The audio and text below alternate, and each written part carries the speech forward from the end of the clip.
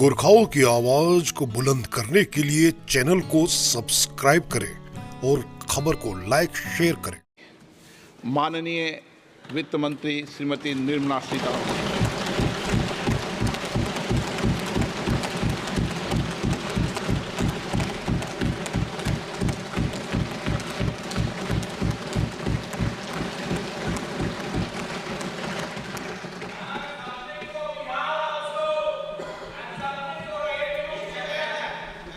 Honorable Speaker, I present the budget for 24-25. Introduction. The people of India have reposed their faith in the government led by Honorable Prime Minister Shri Narendra Modi and re-elected it for a historic third term under his leadership.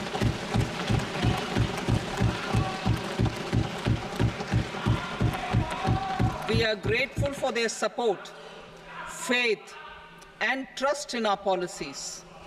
We are determined to ensure that all Indians, regardless of religion, caste, gender, and age, make substantial progress in realizing their life goals and aspirations. Global context. The global economy, while performing better than expected, is still in the grip of policy uncertainties. Elevated asset prices, political uncertainties, and shipping disruptions continue to pose significant downside risks for growth and upside risks to inflation. In this context, India's economic growth continues to be the shining exception and will remain so in the years ahead.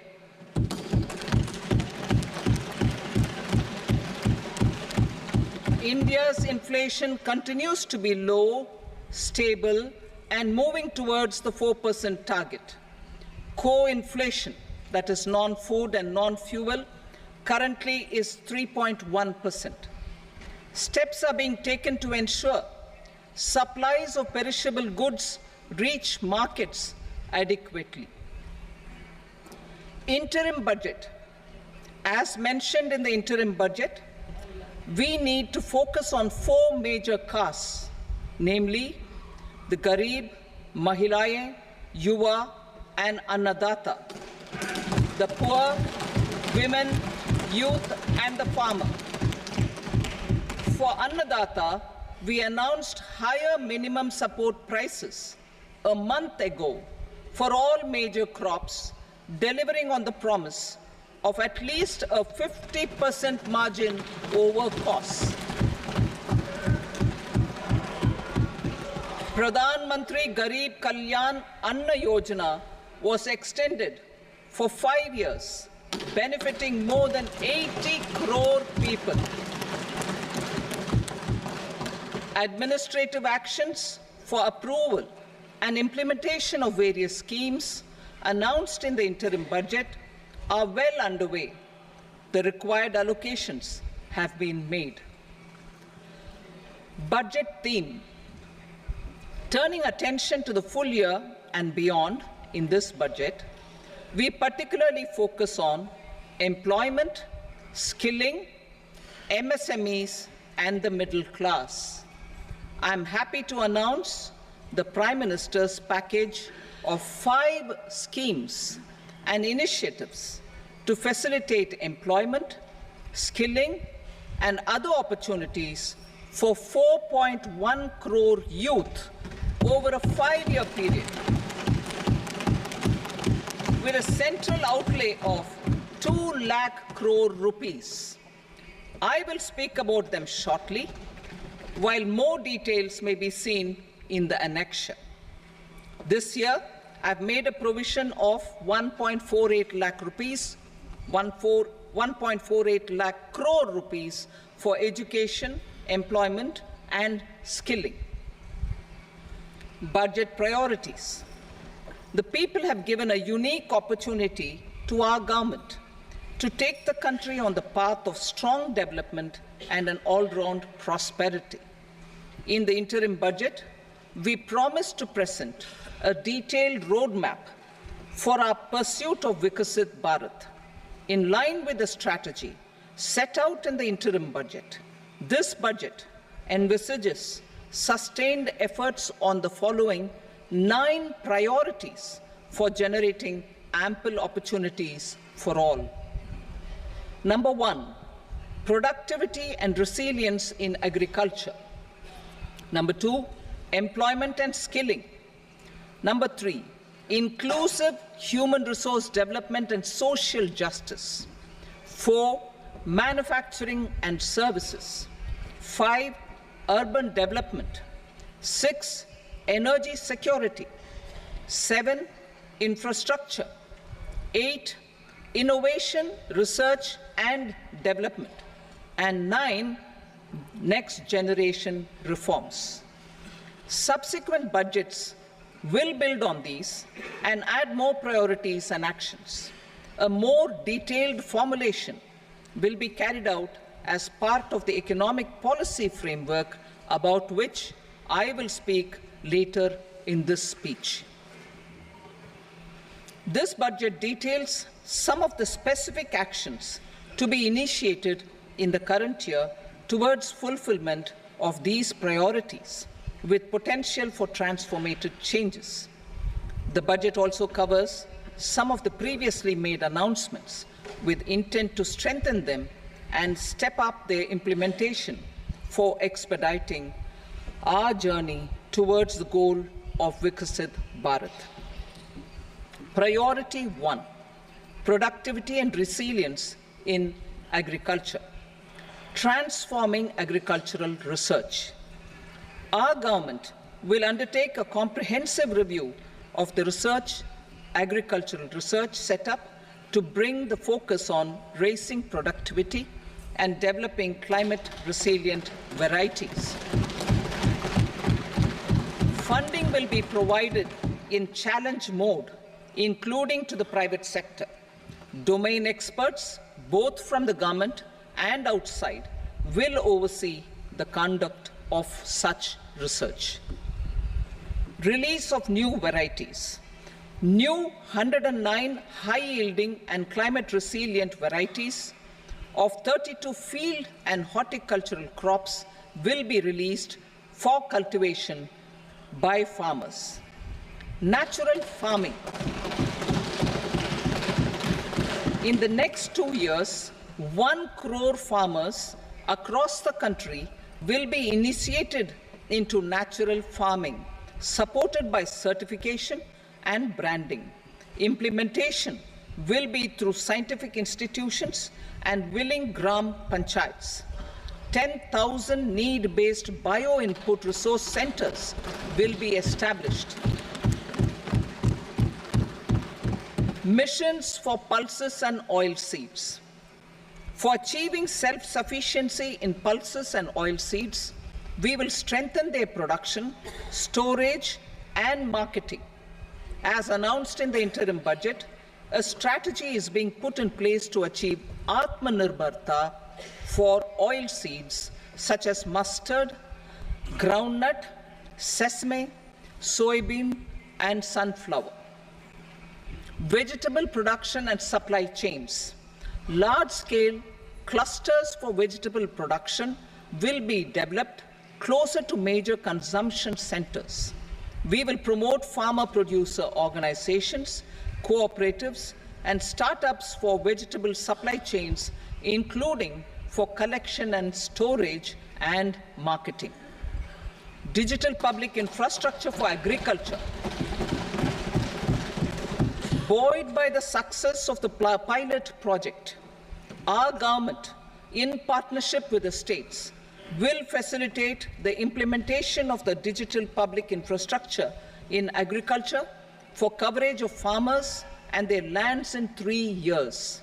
During this year, digital crop survey for Kharif using the DPI will be taken up in 400 districts. The details of 6 crore farmers and their lands will be brought into the farmer and land registries. Further, the issuance of Jan Samarth based Kisan credit cards will be enabled in 5 states. Shrimp production and export.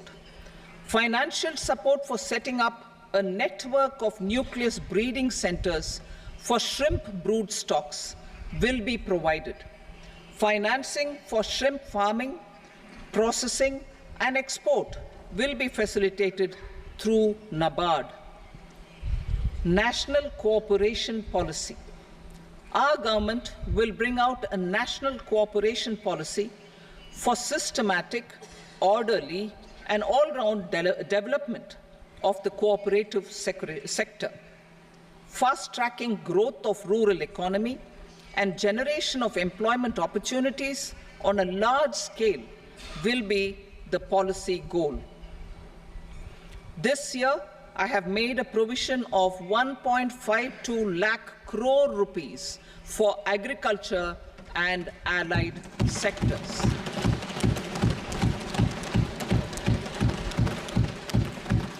Priority 2, employment and skilling.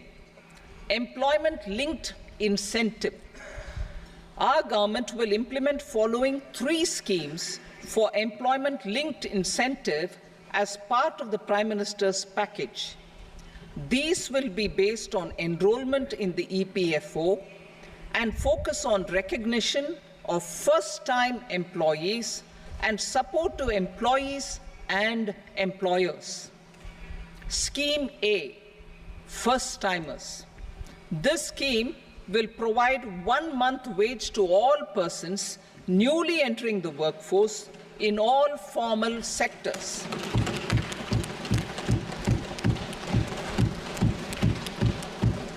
Direct benefit transfer of 1 month's salary in 3 installments to first-time employees as registered in the EPFO will be up to 15,000 rupees.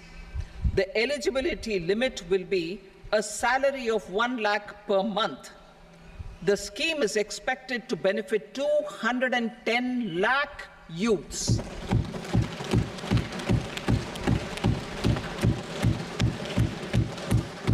Scheme B, job creation in manufacturing. This scheme will incentivize additional employment in the manufacturing sector linked to the employment of first-time employees. An incentive will be provided at specified scale directly both to the employee and the employer with respect to the EPFO contribution in the first 4 years of employment. The scheme is expected to benefit 30 lakh youth entering employment and their employers.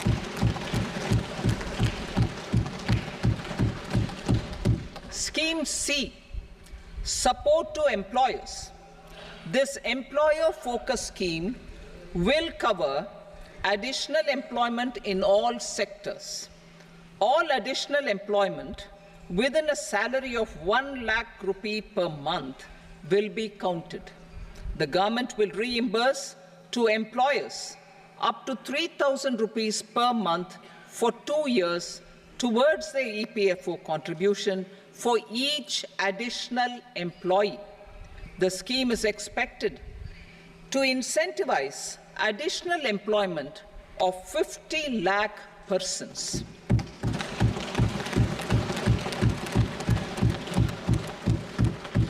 Participation of women in the workforce. We will facilitate higher participation of women in the workforce through setting up of working women hostels in collaboration with industry and establishing creches. In addition, the partnership will seek to organize women-specific skilling programs and promotion of market access for women SHG enterprises. Skilling program. I'm happy to announce a new centrally sponsored scheme as the 4th scheme under the Prime Minister's package for skilling in collaboration with state governments and industry. 20 lakh youth will be skilled over a 5-year period.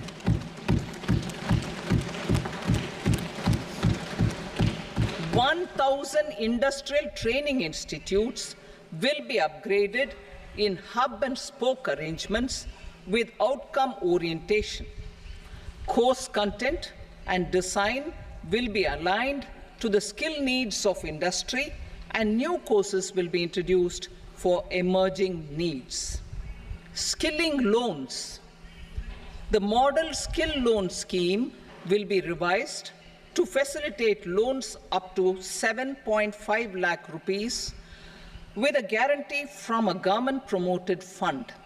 This measure is expected to help 25,000 students every year.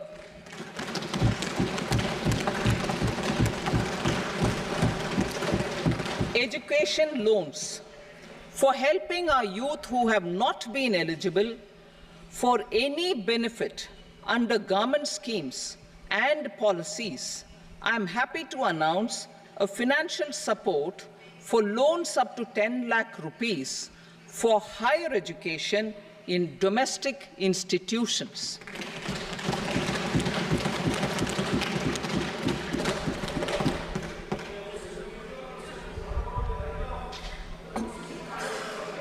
E-vouchers for this purpose.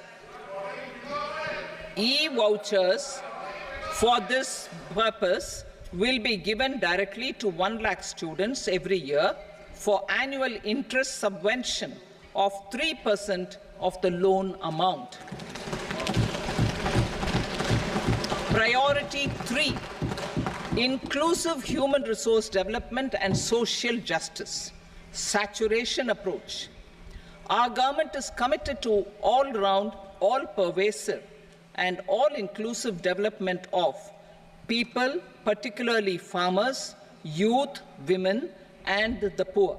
For achieving social justice comprehensively, the saturation approach of covering all eligible people through various programs, including those for education and health, will be adopted to empower them by improving their capabilities. Implementation of schemes meant for supporting economic activities by craftsmen, artisans, self-help groups, scheduled caste, scheduled tribe, and women entrepreneurs and street vendors such as the PM Vishwakarma, PM Swanidhi, National Livelihood Missions, and Stand Up India will be stepped up. Purvodaya. The states in the eastern part of the country are rich in endowments and have strong cultural traditions. We will formulate a plan, Purvodaya, for the all-round development of the eastern region of the country, covering Bihar, Jharkhand, West Bengal, Odisha, and Andhra Pradesh. This will cover human resource development, infrastructure, and generation of economic opportunities to make the region an engine to attain Vikasit Bharat. On the Amritsar-Kolkata industrial corridor, we will support development of an industrial node at Gaya.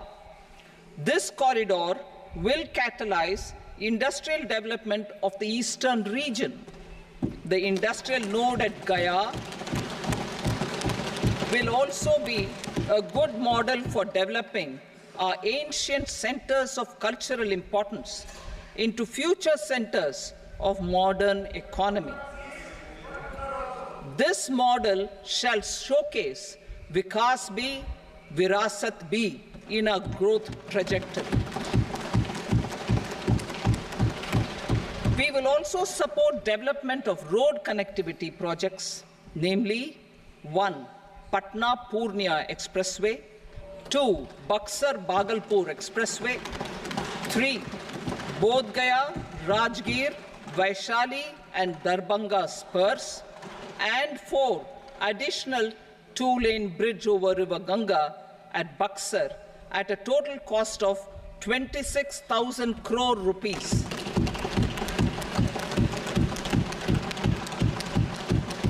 Power projects, including setting up of a new 2,400 megawatt power plant at Pir Painti will be taken up at a cost of 21,400 crore rupees. New airports, medical colleges, and sports infrastructure in Bihar will be constructed. An additional allocation to support capital investments will be provided. The requests of Bihar government for external assistance from multilateral development banks will be expedited.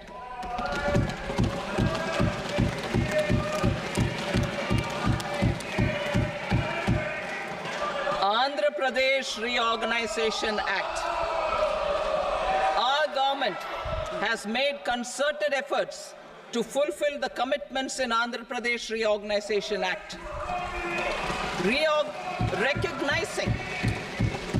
Recognizing the state's need for the capital, recognizing the state's need for a capital, we will facilitate special financial support through multilateral development agencies. In the current financial year, 15,000 crore rupees will be arranged with additional amounts in future years.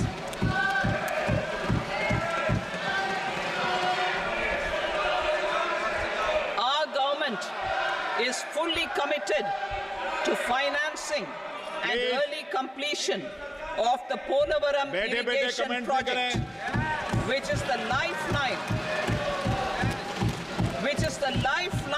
for Andhra Pradesh and its farmers. This will facilitate our country's food security as well. Under the Andhra Pradesh Reorganization Act, for promoting industrial development, funds will be provided for essential infrastructure such as water, power, railways, and roads. In Kopparthi node on the Visakhapatnam-Chennai Industrial Corridor and Varavakal node on the Hyderabad-Bangalore Industrial Corridor. An additional allocation will be provided this year towards capital investment for economic growth. Grants for backward regions of Rayalaseema, Prakasham, North Coastal Andhra, as stated in the Act, will be provided. PM Awas Yojana. 3 crore additional houses under the PM Awas Yojana in rural and urban areas in the country have been announced, for which the necessary allocations are being made. Women-led development. For promoting women-led development, the budget carries an allocation of more than 3 lakh crore for schemes benefiting women and girls. This signals our government's commitment for enhancing women's role in economic development. Pradhan Mantri Janjatiya Unnat Gram Abhiyan. For improving the socio-economic condition of tribal communities, we will launch the Pradhan Mantri Janjatiya Unnat Gram Abhiyan by adopting saturation coverage for tribal families in tribal majority villages and aspirational districts.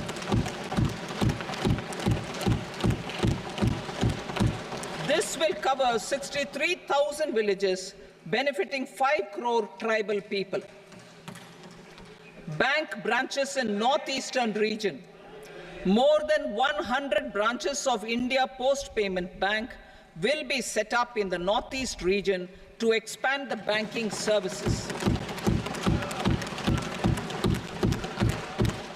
This year, I have made a provision of 2.66 lakh crore rupees for rural development, including rural infrastructure.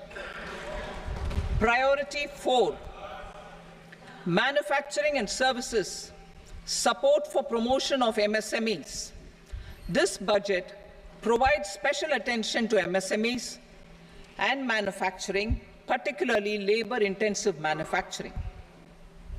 We have formulated a package covering financing, regulatory changes, and technology support for MSMEs to help them grow and also compete globally, as mentioned in the interim budget. I am happy to announce the following specific measures. Credit guarantee scheme for MSMEs in the manufacturing sector.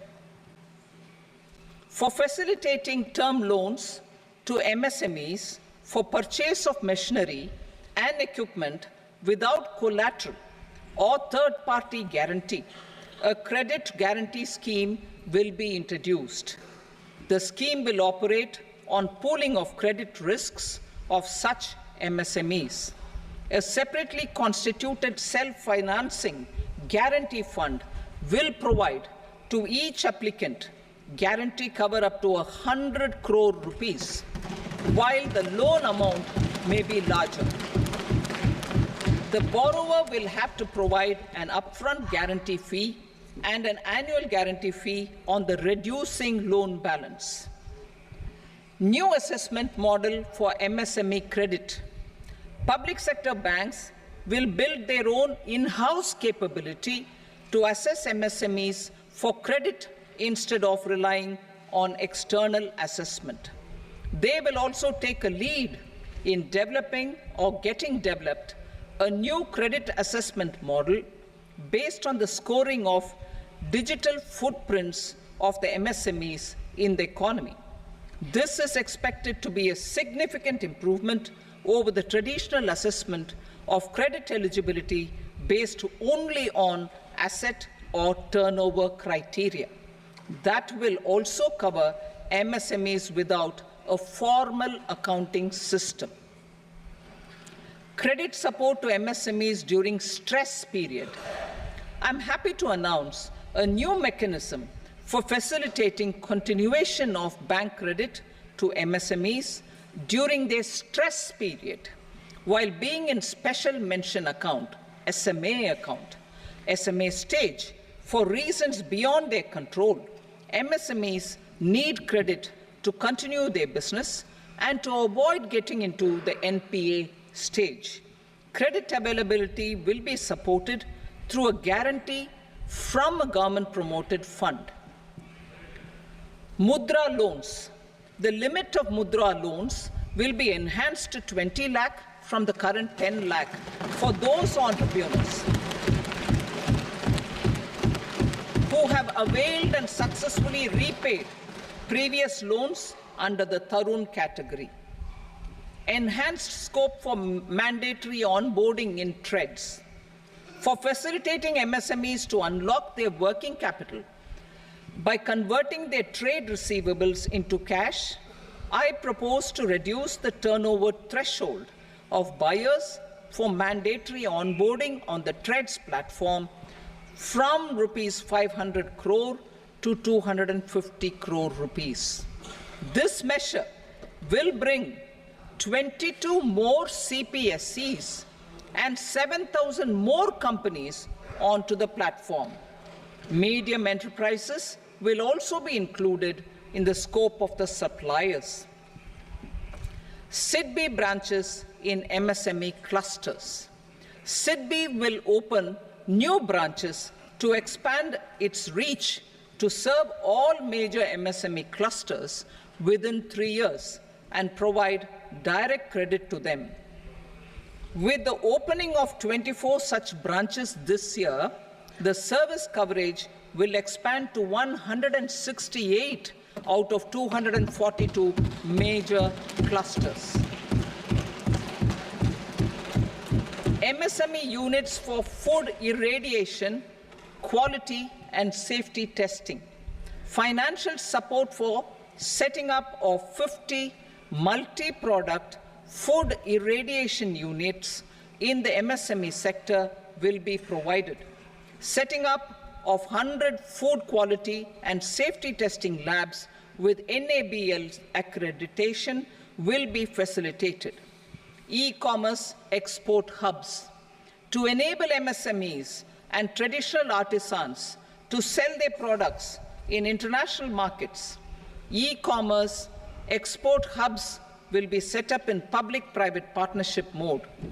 These hubs, under a seamless regulatory and logistic framework, will facilitate trade and export-related services under one roof. Measures for promotion of manufacturing and services, internship in top companies. As the fifth scheme under Prime Minister's package, our government will launch a comprehensive scheme for providing internship opportunities in 500 top companies to 1 crore youth in 5 years. They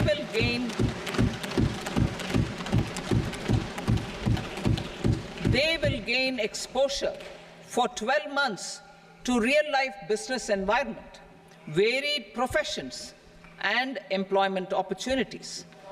An internship allowance of 5,000 per month, 5,000 rupees per month, along with a one-time assistance of 6,000 rupees will be provided. Companies will be expected to bear the training cost and 10% of their internship cost from their CSR funds. Industrial parks. Our government will facilitate development of investment-ready, plug-and-play industrial parks with complete infrastructure in or near 100 cities in partnership with the states and private sector by better using town planning schemes. 12 industrial parks under the National Industrial Corridor Development Program also will be sanctioned.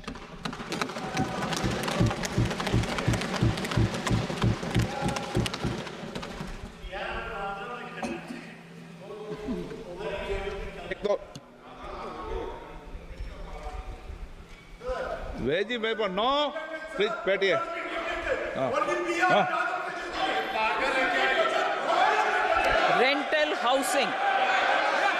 Rental housing with dormitory type accommodation for industrial workers will be, just 1 minute.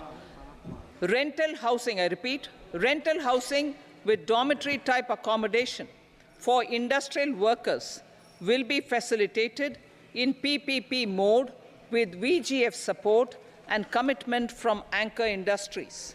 Shipping industry, ownership, leasing, and flagging reforms will be implemented to improve the share of Indian shipping industry and generate more employment.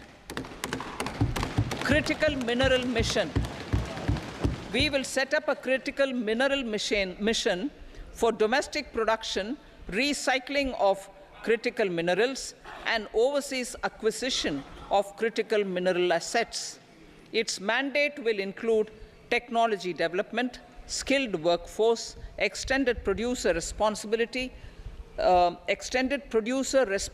framework, and a suitable financing mechanism. Offshore mining of minerals.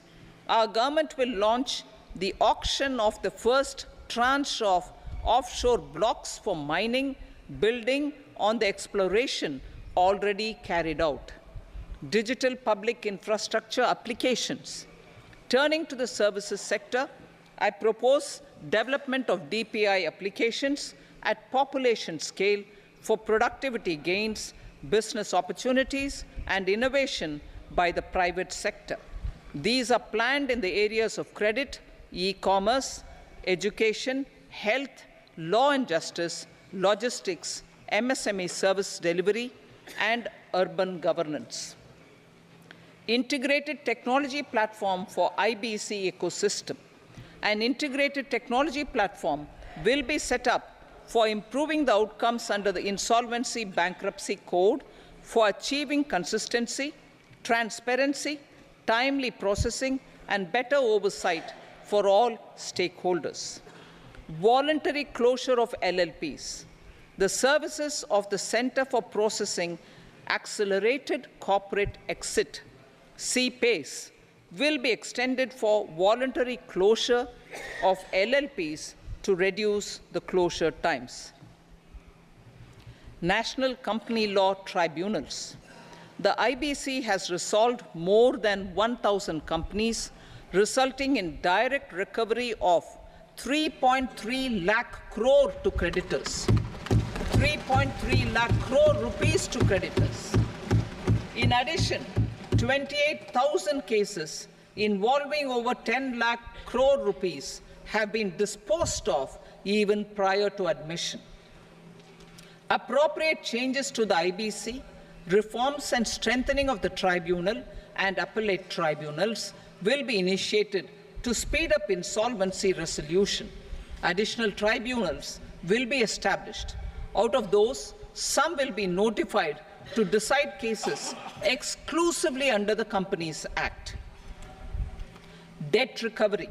Steps for reforming and strengthening debt recovery tribunals will be taken. Additional tribunals will be established to speed up recovery. Priority 5, urban development. Cities as growth hubs. Working with states, our government will facilitate development of cities as growth hubs. This will be achieved through economic and transit planning and orderly development of peri-urban areas utilizing town planning schemes. Creative redevelopment of cities. For creative brownfield redevelopment of existing cities with a transformative impact, our government will formulate a framework for enabling policies, market-based mechanisms, and regulation. Transit-oriented development. Transit-oriented development plans for 14 large cities with a population above 30 lakh will be formulated, along with an implementation and financing strategy. Urban housing.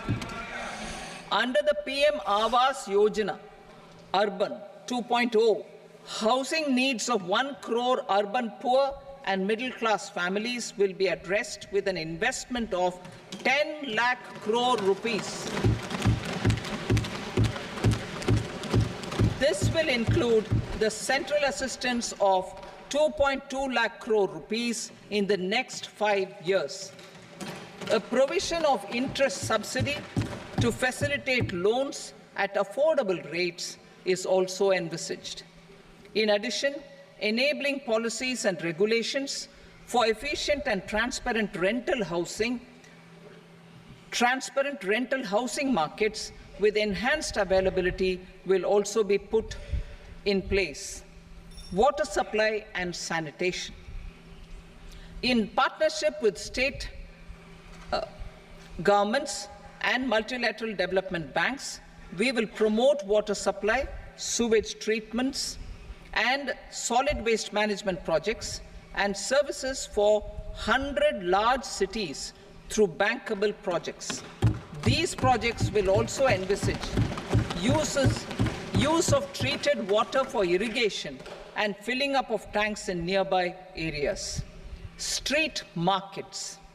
Building on the success of PM Swanidhi scheme in transforming the lives of street vendors, our government envisions a scheme to support each year over the next 5 years the development of 100 weekly hearts or street food hubs in select cities. Stamp duty. We will encourage states which continue to charge high stamp duty to moderate the rates for all and also consider further lowering duties for properties purchased by women. This reform will be made an essential component of urban development schemes. Priority 6, energy security, energy transition. In the interim budget, I had announced our strategy to sustain high and more resource-efficient economic growth, along with the energy security in terms of availability, accessibility, and affordability. We will bring out a policy document on appropriate energy transition pathways that balances the imperatives of employment, growth, and environmental sustainability. PM Surya Ghar Muft Bijli Yojana. PM Surya Ghar Muft Bijli Yojana. In line with the announcement in the interim budget,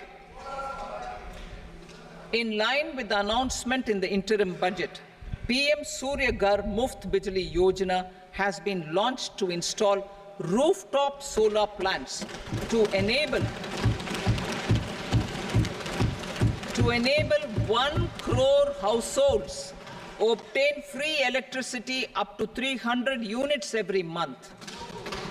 The scheme has generated remarkable response with more than 1.28 crore registrations and 14 lakh applications, and we will further encourage it. Pumped storage policy. A policy for promoting pumped storage projects will be brought out for electricity storage and facilitating smooth integration of the growing share of renewable energy with its variable and intermittent nature in the overall energy mix.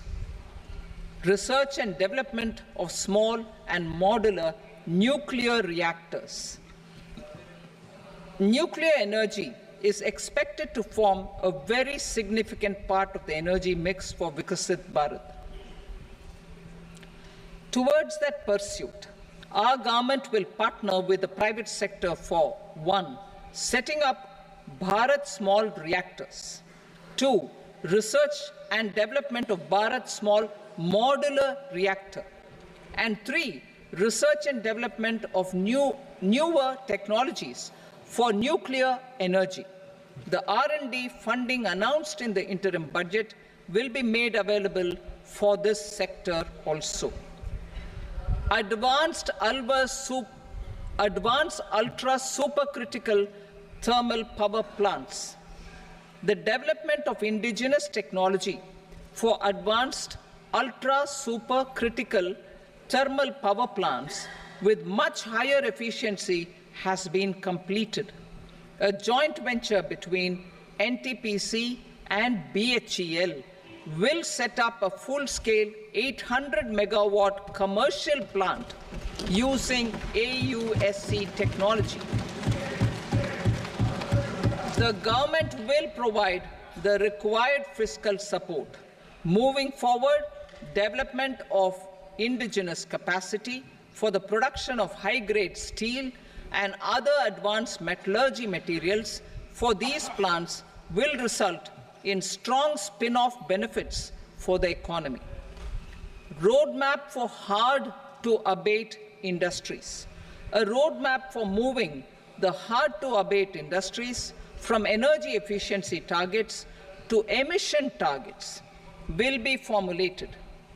Appropriate regulations for transition of these industries from the current perform, achieve, and trade mode to Indian carbon market mode will be put in place.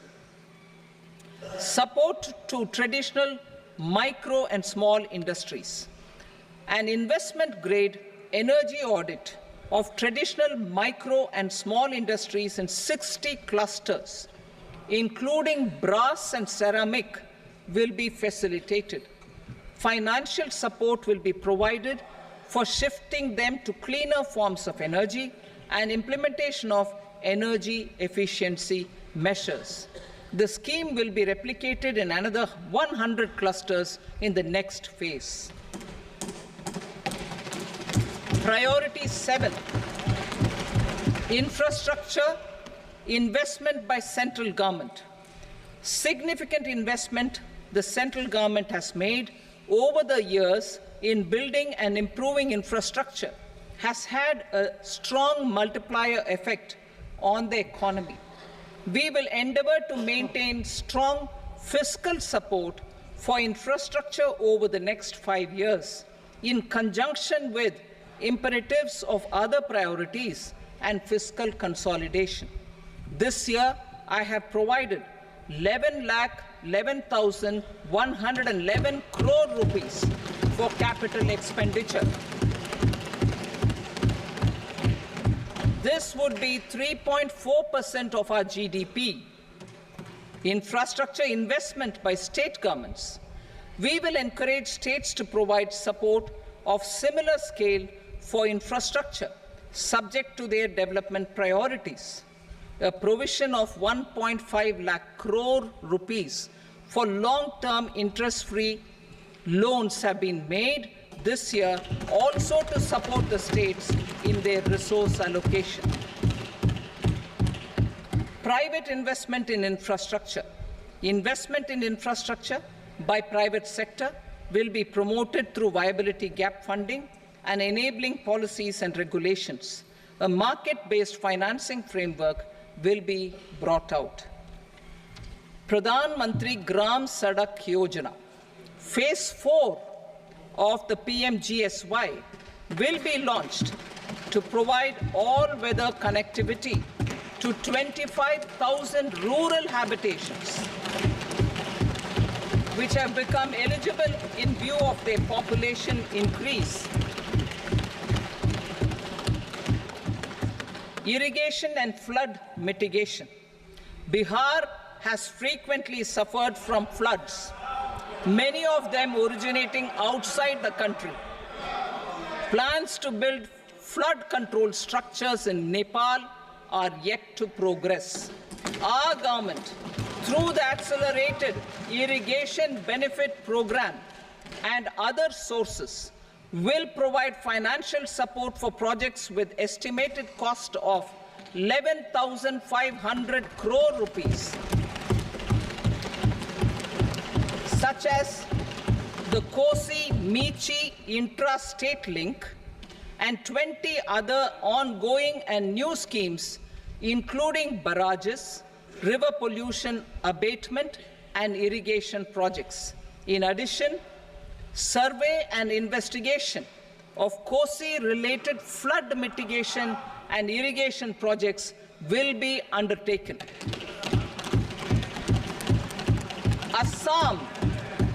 Assam grapples with floods every year by the Brahmaputra River and its tributaries originating outside India. We will provide assistance to Assam for flood management and related projects.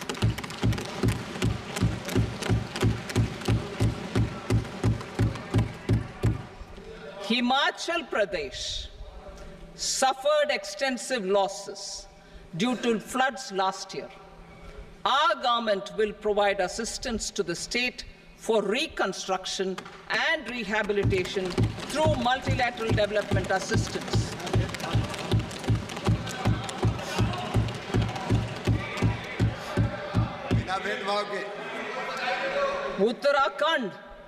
Uttarakhand too suffered losses due to cloudbursts and massive landslides. We will provide assistance to the state. Recently, Sikkim witnessed devastating flash floods and landslides that wreaked havoc across the state. Our government will provide assistance to the state. Tourism. Tourism has always been a part of our civilization. Our efforts in positioning India as a global tourist destination will also create jobs, stimulate investments, and unlock economic opportunities for other sectors. In addition to the measures outlined in the interim budget, I propose the following measures. Vishnupad Temple at Gaya and Mahabodhi Temple at Bodh Gaya in Bihar are of immense spiritual significance. Comprehensive development of Vishnupad Temple Corridor and Mahabodhi Temple Corridor will be supported, modeled on the successful Kashi Vishwanath Temple Corridor to transform them into world-class pilgrim and tourist destinations. Rajgir holds immense religious significance for Hindus Buddhists and Jains. The 20th Tirthankara Muniswarata temple in the Jain temple complex is ancient. The Saptarishi, or the 7 hot springs, form a warm water Brahmkund that is sacred. A comprehensive development initiative for Rajgir will be undertaken. Our government will support the development of Nalanda as a tourist center, besides reviving Nalanda University to its glorious stature. Odisha's scenic beauty, temples, monuments, craftsmanship, wildlife sanctuaries, natural landscapes, and pristine beaches make it an ultimate tourism destination. Our government will provide assistance for their development to Odisha as well. Priority 8, innovation, research and development. We will operationalize the Anusandhan National Research Fund for basic research and prototype development. Further, we will set up a mechanism for spurring private sector-driven research and innovation at commercial scale, with a financing pool of 1 lakh crore rupees in line with the announcement in the interim budget. Space economy. With our continued emphasis on expanding the space economy by 5 times in the next 10 years, a venture capital fund of 1,000 crore rupees will be set up. Priority 9, next generation reforms. Economic policy framework. We will formulate an economic policy framework to delineate the overarching approach to economic development and set the scope of the next generation of reforms for facilitating employment opportunities and sustaining high growth. Our government will initiate and incentivize reforms for 1. Improving productivity of factors of production, and 2. Facilitating markets and sectors to become more efficient. These reforms will cover all factors of production, namely land, labor, capital, and entrepreneurship, and technology as an enabler of improving total factor productivity and bridging inequality. Effective implementation of several of these reforms requires collaboration between the center and the states, and building consensus as development of the country lies in development of the states.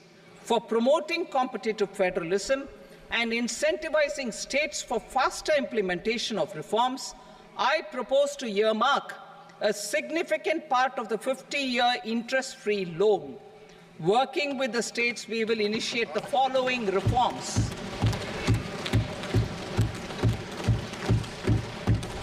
Land-related reforms and actions, both in the rural and urban areas, will cover land administration, will cover 1. Land administration, planning and management, and 2. Urban planning usage and building bylaws. These will be incentivized for completion within the next 3 years through appropriate fiscal support. Rural land-related actions. Rural land-related actions will include 1. Assignment of unique land parcel identification number, UL PIN, or Bhu Aadhaar for all lands. 2. Digitization of cadastral maps. 3. Survey of subdivisions, survey of map subdivisions as per current ownership. 4. Establishment of land registry. And 5. Linking to the farmers registry. These actions will also facilitate credit flow and other agricultural services. Urban land-related actions. Land records in urban areas will be digitized with GIS mapping, an IT-based system for property record administration, updating, and tax administration will be established. These will also facilitate improving the financial position of urban local bodies. Labor-related reforms, services to labor. Our government will facilitate the provision of a wide array of services to labor, including those for employment and skilling. A comprehensive integration of eShram portal with other portals will facilitate such one-stop solution. Open architecture databases for the rapidly changing labor market, skill requirements, and available job roles, and a mechanism to connect job aspirants with potential employers and skill providers will be covered in these services. Shram Suvidha and Samadhan portal. Shram Suvidha and Samadhan portal will be revamped to enhance ease of compliance for industry and trade. Capital and entrepreneurship-related reforms, financial sector vision and strategy. For meeting financing needs of the economy, our government will bring out a financial sector vision and strategy document to prepare the sector in terms of size, capacity, and skills. This will set the agenda for the next 5 years and guide the work of the government, regulators, financial institutions, and market participants. Taxonomy for climate finance. We will develop taxonomy for climate finance for enhancing the availability of capital for climate adaptation and mitigation. This will support achievement of the country's climate commitments and green transition. Variable capital company structure. We will seek the required legislative approval for providing an efficient and flexible mode for financing leasing of aircrafts and ships and pooled funds of private equity through a variable company structure. Foreign direct investments and overseas investment. The rules and regulations for foreign direct investment and overseas investments will be simplified to 1. Facilitate foreign direct investments, 2. Nudge prioritization, and 3. Promote opportunities for using Indian rupee as a currency for overseas investment. NPS Vatsalya.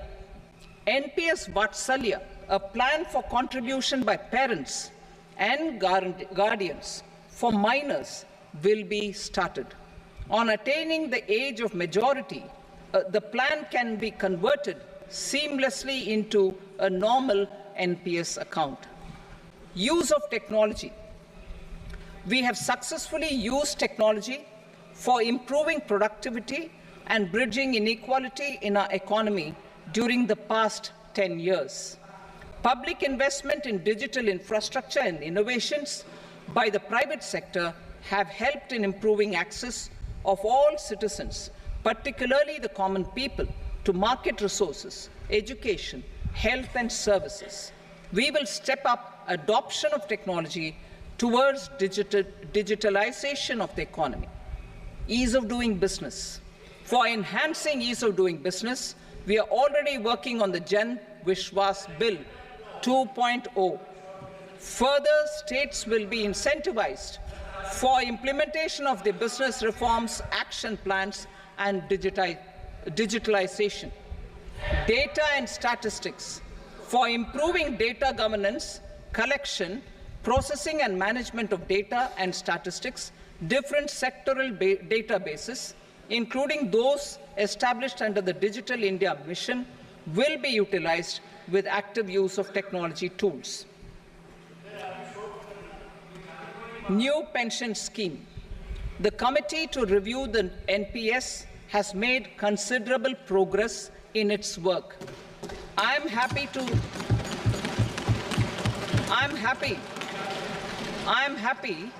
that the staff side of the National Council of the Joint Consultative Machinery for Central Government Employees has taken a constructive approach. A solution will be evolved which addresses the relevant issues while maintaining fiscal prudence to protect the common citizens. Budget estimates for 24-25. For the year 24-25, total receipts other than borrowings and the total expenditure are estimated at 32.07 lakh crore rupees and 48.21 lakh crore rupees respectively. The net tax receipts are estimated at 25.83 lakh crore rupees. The fiscal deficit is estimated at 4.9% of the GDP. The gross and the net market borrowings through dated securities during 24-25 are estimated at 14.01 lakh crore rupees and 11.63 lakh crore rupees respectively. Both will be less than that in 23-24. The fiscal consolidation path announced by me in 2021 has served our economy very well, and we aim to reach the deficit below 4.5% next year. The government is committed to staying the course.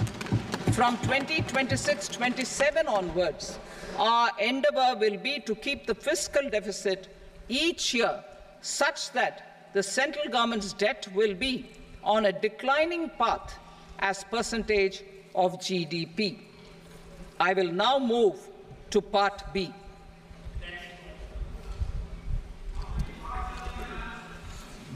Indirect taxes. Sir, I start with GST. It has decreased tax incidence on the common man, reduced compliance burden and logistics cost for trade and industry, and enhanced revenues of the central and the state governments. It is a success of vast proportions. To multiply the benefits of GST, we will strive to further simplify and rationalize the tax structure and endeavour to expand it to the remaining sectors. My proposals for customs duties intend to support domestic manufacturing, deepen local value addition, promote export competitiveness, and simplify taxation while keeping the interest of the general public and consumers surmount. In Budget 22-23, we reduced the number of customs duty rates. I propose to undertake a comprehensive review of the rate structure over the next 6 months to rationalize and simplify it for ease of trade, removal of duty inversion, and reduction of disputes. I shall now take up sector-specific customs duty proposals. Medicine and medical equipments. To provide relief to cancer patients, I propose to fully exempt 3 more medicines from customs duties.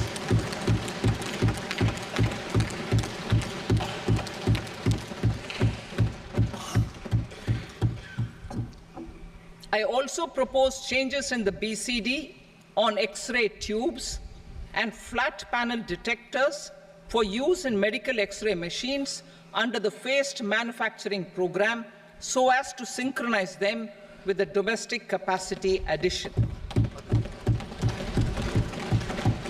Mobile phone and related parts. With a 3-fold increase in domestic production and almost a 100-fold jump in exports of mobile phones over the last 6 years, the Indian mobile industry has matured. In the interest of consumers, I now propose to reduce the BCD on mobile phone, mobile PCBA, and mobile charger to 15%. Critical minerals. Minerals such as lithium, copper, cobalt, and rare earth elements are critical for sectors like nuclear energy, renewable energy, space, defense, telecommunications, and high-tech electronics. I propose to fully exempt customs duties on 25 critical minerals and reduce BCD on 2 of them. This will provide a major fillip to the processing and refining of such minerals and help secure their availability for these strategic and important sectors. Solar energy. Energy transition is critical in the fight against climate change.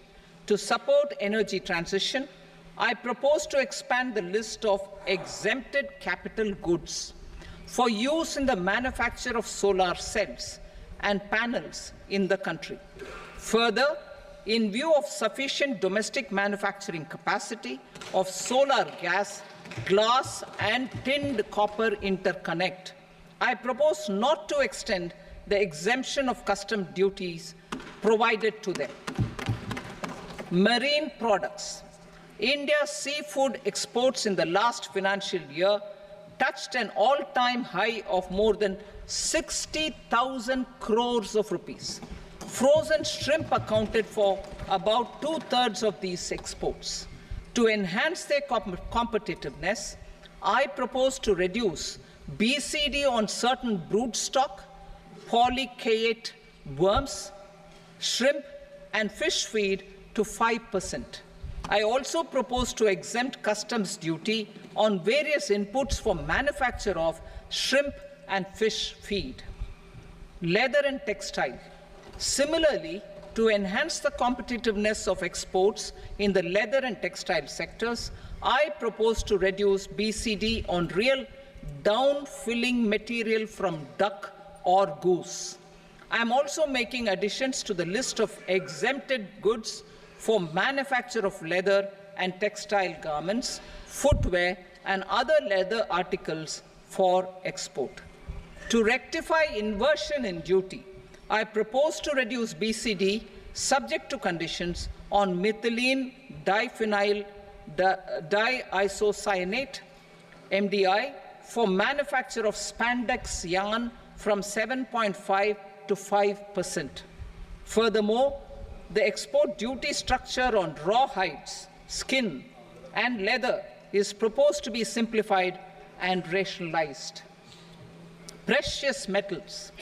To enhance domestic value addition in gold and precious metal jewelry in the country, I propose to reduce customs duties on gold and silver to 6% and that of platinum to 6.4%. Other metals. Steel and copper are important raw materials. To reduce their cost of production, I propose to remove the BCD on ferronickel and blister copper. I am also continuing with nil BCD on ferrous scrap and nickel cathode and concessional BCD of 2.5% on copper scrap. Electronics. To increase value addition in the domestic electronics industry, I propose to remove the BCD subject to conditions on oxygen-free copper for manufacture of resistors. I also propose to exempt certain parts for manufacture of connectors. Chemicals and petrochemicals. To support existing and new capacities in the pipeline, I propose to increase the BCD on ammonium nitrate from 7.5% to 10%. Plastics. PVC flex banners are non-biodegradable and hazardous for environment and health. To curb their imports, I propose to raise the BCD on them from 10 to 25%. Telecommunication equipment. To incentivize domestic manufacturing, I propose to increase the BCD from 10 to 15% on PCBA of specified telecom equipment. Trade facilitation. To promote domestic aviation and boat and ship MRO, I propose to extend the period for export of goods imported for repairs from 6 months to 1 year. I'll read that again. To promote domestic aviation and boat and ship maintenance, repair and operations, I propose to extend the period for export of goods imported for repairs from 6 months to 1 year. In the same vein, I propose to extend the time limit for re-import of goods for repairs under warranty from 3 to 5 years. I now move to direct taxes. We will continue our efforts to simplify taxes, improve taxpayer services, provide tax certainty, and reduce litigation while enhancing revenues for funding the development and welfare schemes of the government. It has been our endeavour to simplify taxation. We have taken a number of measures in the last few years, including introduction of simplified tax regimes without exemptions and deductions for corporate tax and for personal income tax. This has been appreciated by taxpayers. 58% of corporate tax came from the simplified tax regime in the financial year 22-23. Similarly, as per data available till now, for the last fiscal, more than 2/3 have availed the new personal income tax regime. Comprehensive review of the Income Tax Act. I am now announcing a comprehensive review of the Income Tax Act 1961. The purpose is to make the Act concise, lucid, easy to read and understand. This will reduce disputes and litigation, thereby providing tax certainty to the taxpayers. I will also bring down the demand embroiled in litigation. It is proposed to be completed in 6 months. A beginning is being made in the Finance Bill by simplifying the tax regime for charities, TDS rate structures, provisions of reassessment and such provisions, and capital gains taxation. Simplification for charities and TDS. Two tax exemption regimes. The two tax exemption regimes for charities are proposed to be merged into one. The 5% TDS rate on many payments is being merged into the 2% TDS rate, and the 20% TDS rate on repurchase of units by mutual funds or UTI is being withdrawn. TDS rate on e-commerce operators is proposed to be reduced from 1 to 0.1%. Moreover, credit of TCS is proposed to be given in the TDS to be deducted on salary. Further, I propose to decriminalize delay for payment of TDS up to the due date of filing statement for the same. I also plan to provide a standard operating procedure for TDS defaults and simplify and rationalize the compounding guidelines for such defaults. Simplification of reassessment. I propose to thoroughly simplify the provisions for reopening and reassessment. An assessment hereinafter can be reopened beyond 3 years from the end of the assessment year only if the escaped income is 50 lakh rupees or more, up to a maximum period of 5 years from the end of the assessment year. Even in such cases, a time limit of 6 years before the year of the search, as against the existing time limit of 10 years, is being proposed. This will reduce tax uncertainty and disputes. Simplification and rationalization of capital gains. Capital gains taxation is also proposed to be hugely simplified. Short-term gains on certain financial assets shall henceforth attract a tax rate of 20%, while that on all other financial assets and all non-financial assets shall continue to attract the applicable tax rate. Long-term gains on all financial and non-financial assets, on the other hand, will attract a tax rate of 12.5%. For the benefit of the lower and the middle income classes, I propose to increase the limit of exemption of capital gains on certain financial assets to 1.25 lakh rupees per year.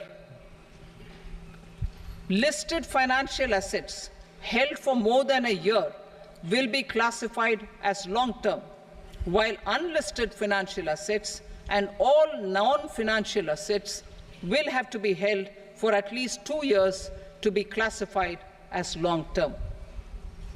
Unlisted bonds and debentures, debt mutual funds, and market-linked debentures, irrespective of holding period, however, will attract tax on capital gains at applicable rates.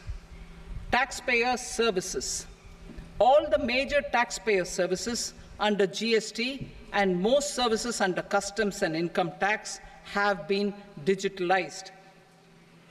All remaining services of customs and income tax, including rectification and order giving effect to appellate orders, shall be digitalized and made paperless over the next 2 years. Litigation and appeals. While our concerted efforts to reduce pendency of appeals at various appellate fora are beginning to show good results, it will continue to engage our highest attention. To dispose of the backlog of first appeals, I plan to deploy more officers to hear and decide such appeals, especially those with large tax effect.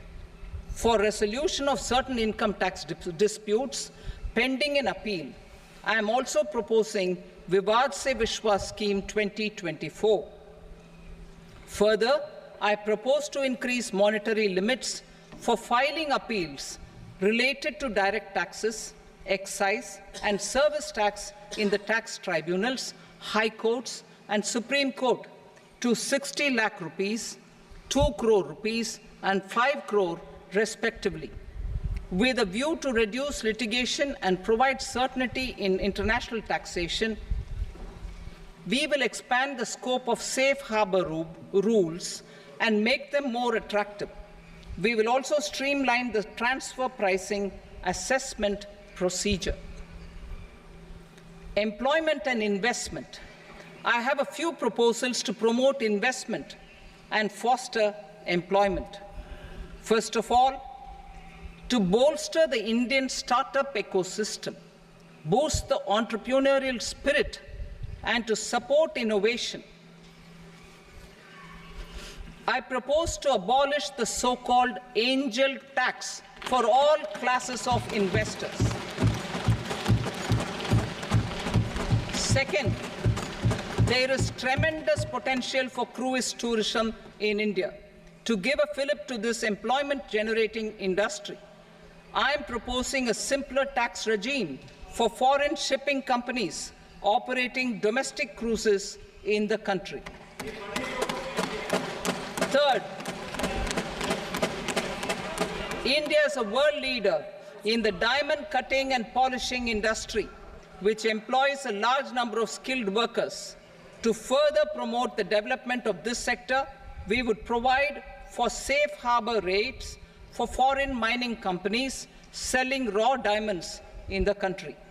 Fourth, to attract foreign capital for our development needs, I propose to reduce the corporate tax rate on foreign companies from 40 to 35%. Deepening the tax base. I have a couple of proposals for deepening the tax base. First, security transaction tax on futures and options of securities is proposed to be increased to 0.02% and 0.1% respectively. Second, for reasons of equity, I propose to tax income received on buyback of shares in the hands of recipients. Other proposals. To improve social security benefits, deduction of expenditure by employers towards NPS is proposed to be increased from 10 to 14% of the employee's salary. Similarly, deduction of this expenditure up to 14% of salary from the income of employees in private sector, public sector banks, and undertakings opting for the new tax regime is proposed to be provided. Indian professionals working in multinationals get ESOPs and invest in social security schemes and other movable assets abroad, non-reporting of such small foreign assets has penal consequences under the Black Money Act. Such non-reporting of movable assets up to 20 lakh rupees is proposed to be depenalized. Other major proposals in the finance bill relate to withdrawal of equalization levy of 2%, expansion of tax benefits to certain funds and entities in IFSCs, and immunity from penalty and prosecution to Benamidar on full and true disclosure so as to improve conviction under the Benami Transaction Prohibition Act 1988. Personal income tax. Coming to personal income tax rates, I have two announcements to make for those opting for the new tax regime. First, the standard deduction for salaried employees is proposed to be increased from 50,000 to 75,000 rupees.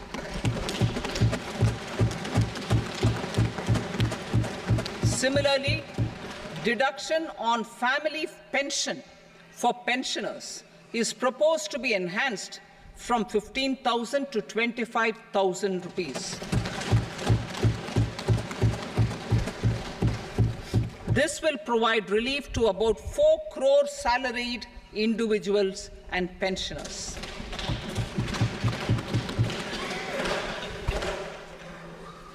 Second, in the new tax regime, the tax rate structure is proposed to be revised as follows: 0 to 3 lakh rupees, nil; 3 to 7 lakh rupees, 5%; 7 to 10 lakh rupees, 10%; 10 to 12 lakh rupees, 15%; 12 to 15 lakh rupees, 20%; and above 15 lakh rupees, 30%.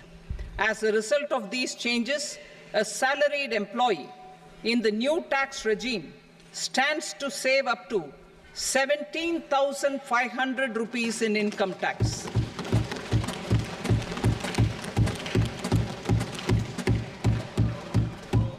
Apart from these, I am also making some other changes as given in the annexure.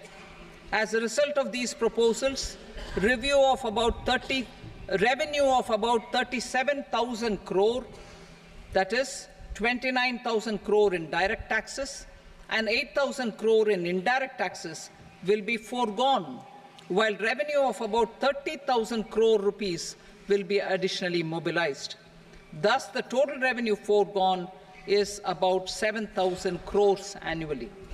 Mr. Speaker, sir, with this, I commend the budget to this august House. Jai Hind.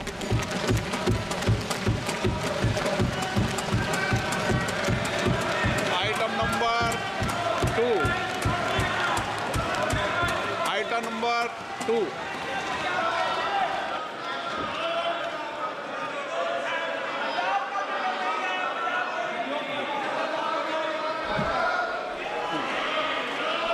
Sir, with your permission, I rise to lay on the table the following statements under Section 3 of the Fiscal Responsibility and Budget Management, FRBM Act 2003, Medium-Term Fiscal Policy cum Fiscal Policy Strategy Statement, and Macroeconomic Framework Statement. Item number 3. Sir, with your permission, I rise to move for leave to introduce the Finance Number 2 Bill 2024. प्रश्न ये कि विधेयक को पुनर्स्थापित करने की अनुमति प्रदान की जाए। जो सदस्य इसके पक्ष में हाँ कहें, जो सदस्य विरोध में ना कहें। मेरे विचार में निर्णय हाँ वालों के पक्ष में अनुमति प्रदान की जाती है। माननीय मंत्री जी, अब विधेयक पुनर्स्थापित करें। Sir, I introduce the bill. Item number 4. The Union Territory of Jammu and Kashmir budget. Sir, I rise to present a statement, Hindi and English versions, of the estimated receipts and expenditure of the Union Territory of Jammu Kashmir for the year 24-25. सभा की कार्रवाई कल बुधवार दिनांक 24 जुलाई 2024 को प्राप्त 11 बजे तक के लिए स्थगित की जाती है।